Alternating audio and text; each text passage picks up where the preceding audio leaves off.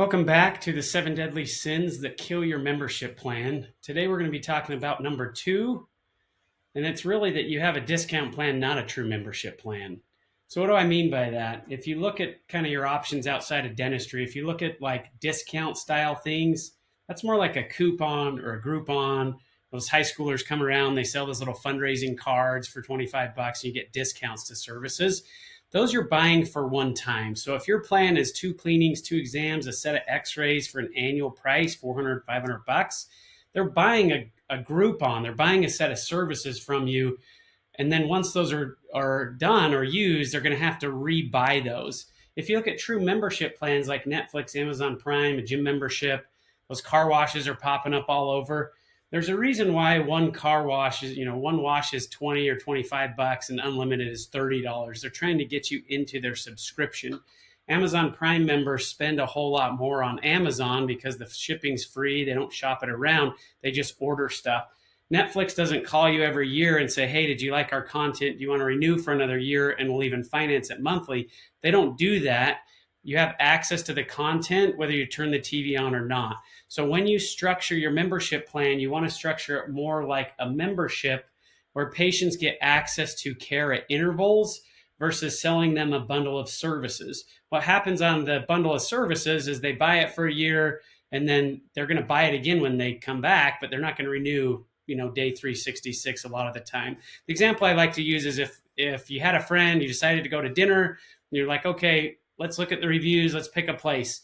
You decide to go to a restaurant for dinner, you show up, you're already in the place of business, you're sitting down, the matron comes and says, hey, welcome to the restaurant.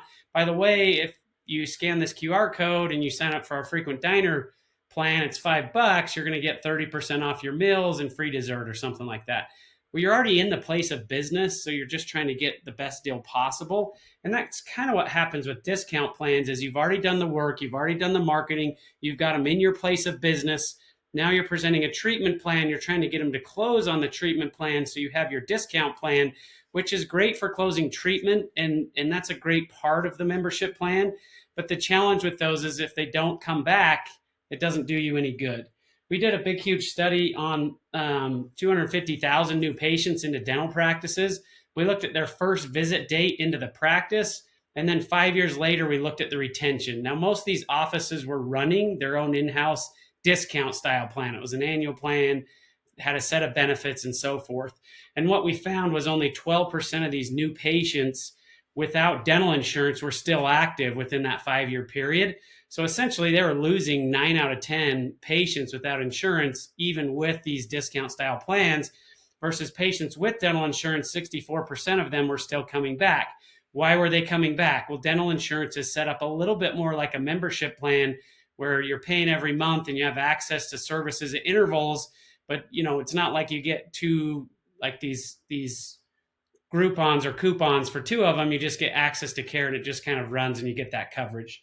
So in order to fix this problem, really a solution is think about access to care at intervals, not a bundle of services. When you sell access to care, the average hygiene visit that we're seeing on our plans is every 6.8 months. They don't come in at 180 days on the dot.